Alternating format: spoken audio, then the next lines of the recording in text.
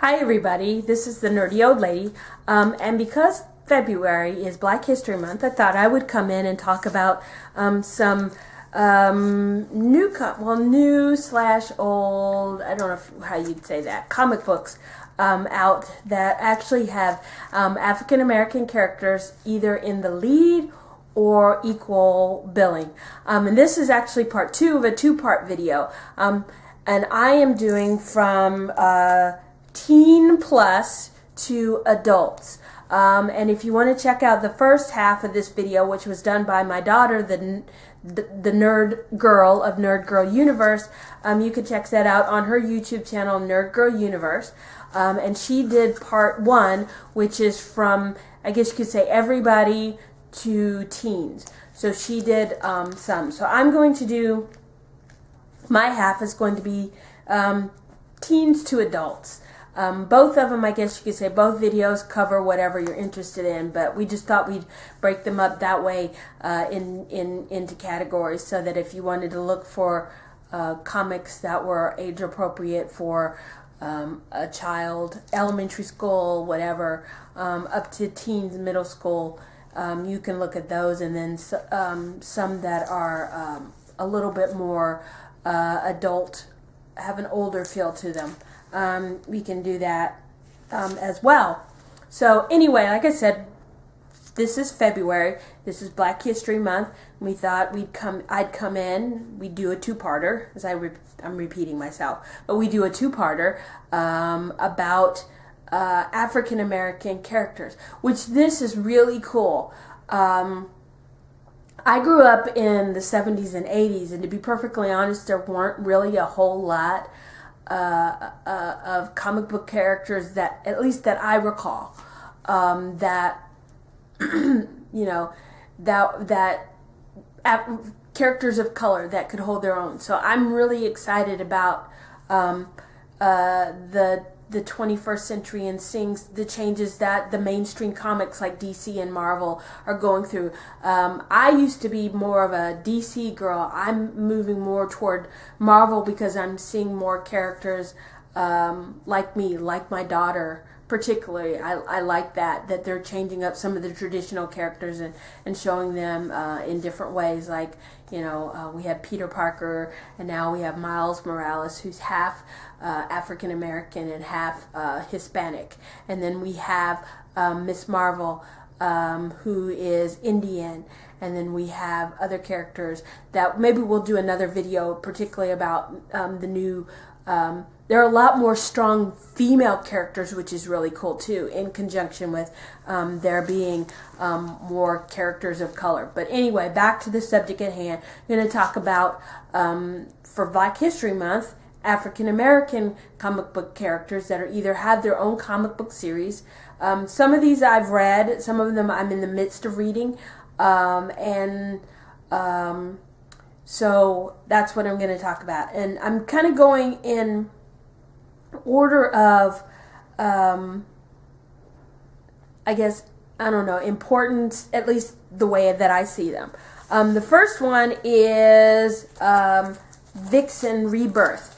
This is actually part of a series of comic books where they're kind of relaunching the Justice League. So each member of the Justice League gets their own comic book, and for what I understand, my local comic book guy, Troy at Flashback Comics, who is really knowledgeable, said that this is a standalone. So this is like the single one, and then she'll be showing up in Justice League. So this is Vixen, who is rebooted, and she's rebooted along with Wonder Woman and Batman and Superman and Aquaman and Green Lantern and Green Arrow. I think they're all getting Justice League reboots. That's not all of them, but that's some of them. But I particularly wanted to talk about Vixen.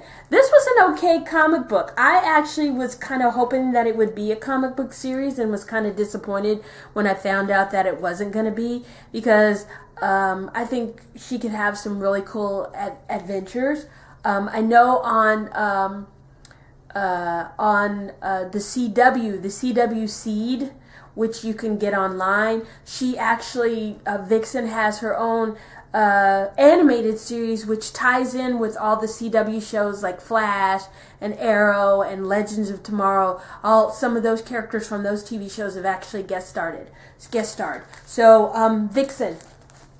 The next one is Black Panther World of Wakanda, which actually talks about is a story series based on the guards that are the female guards that are charged with protecting the King of Wakanda, Black Panther, who in this particular series happens to be T'Challa from the Marvel Universe is also king, and that's what this deals with, about the process that they go through. They pick women from these I can't remember how many tribes to become part of the guards and the training that they go through. Something that's also different about this is that the main characters are so we have African American female characters, African American female lesbian characters in this one, which I didn't know when I got it. I've read through the kind of the first 3 episodes, and it's okay. I mean, I actually liked, like I said, I liked Vixen better. I don't know why. This one, I don't know. I like more action-y adventure. This one is kind of more, I guess, drama, for lack of a better word. Not soap opera-esque, but I find it has more drama. It does have some action in it, but it's more the dramatic component. And the next one is actually another Black Panther one that I haven't had a chance. I don't like to read. If it's a series, I want to read the whole series, so I actually haven't read this one. But this one gives equal billing to Captain America and Black Panther, and is set during World War II and that time. And if you don't know the history of Wakanda, Wakanda is the only African country never to have been invaded or colonialized. They are self-sufficient. They've held their own.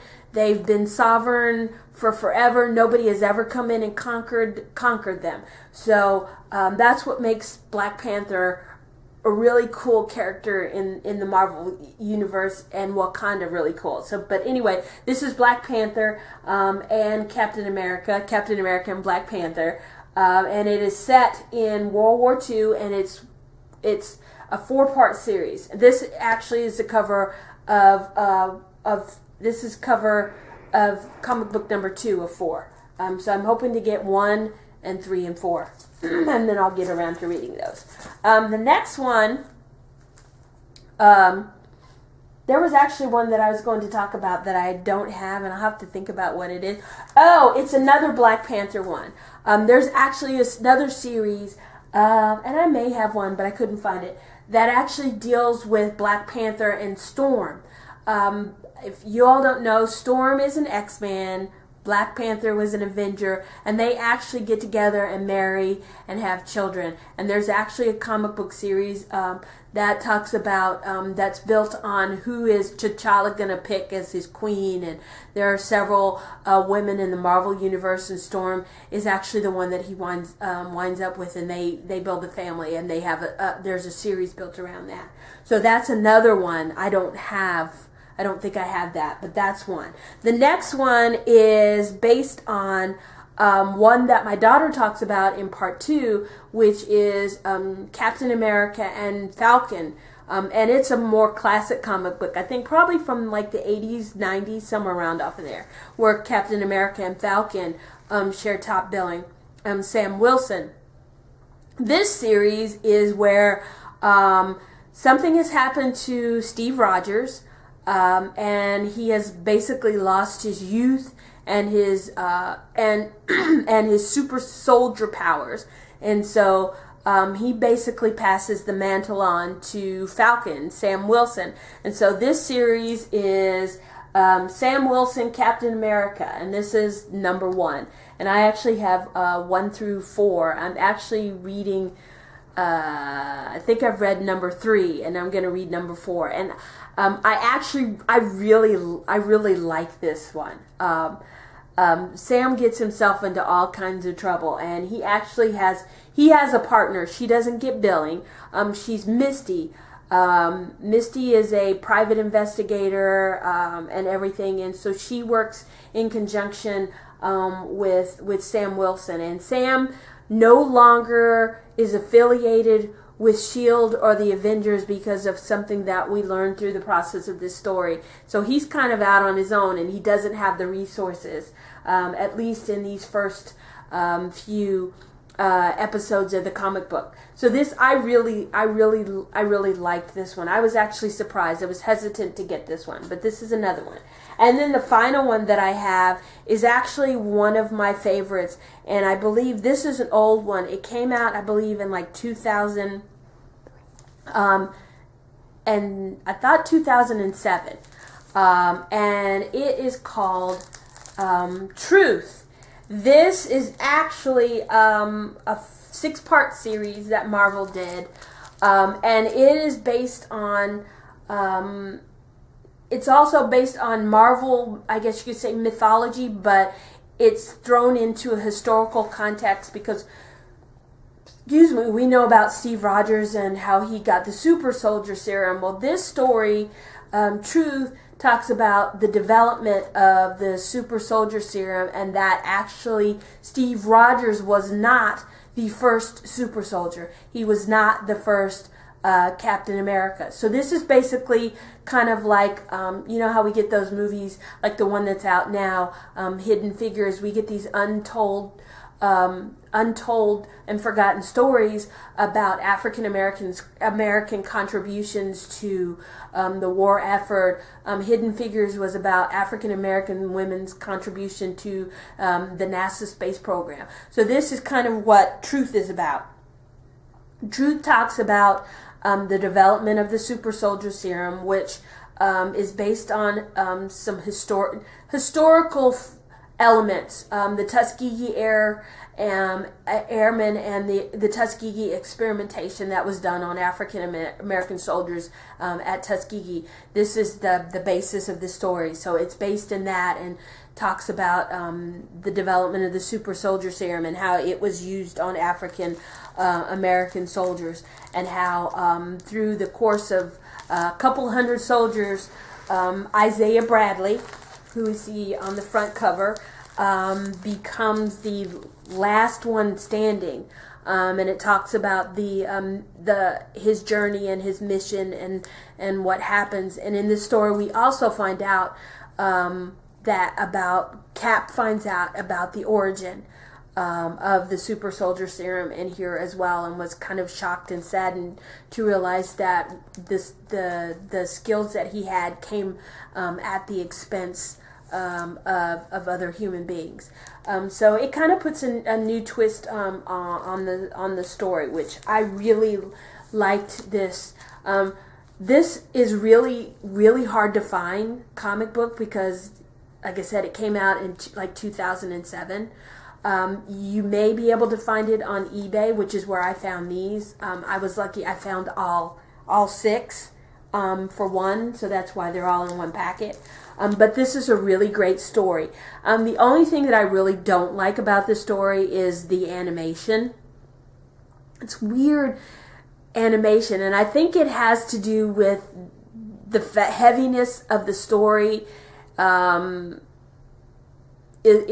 animation is basically in contrast to the heaviness of the story. So anyway, that is the last one. This is one of my favorites. So this would be my first recommendation if you're going to get stories based with African American characters. Is Truth, Red, White, and Black is what it's called. And it's 1 through 5, and it's basically the story of the super soldier serum. The next one is one that you can find. It's an ongoing series. Sam Wilson, Captain America. Really cool. That's his buddy, Red Wing.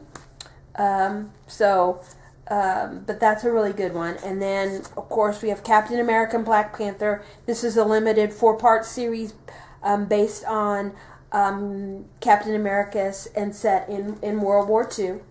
And then we have Black Panther, World of Wakanda, which is about the guards that protect the royal family and the king and Black Panther and what the training that they go through.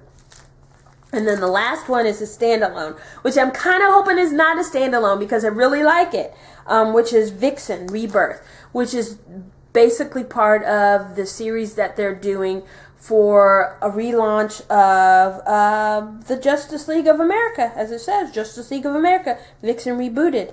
And this was one. And this was actually a really good kind of standalone story that I really liked. So that's pretty much it.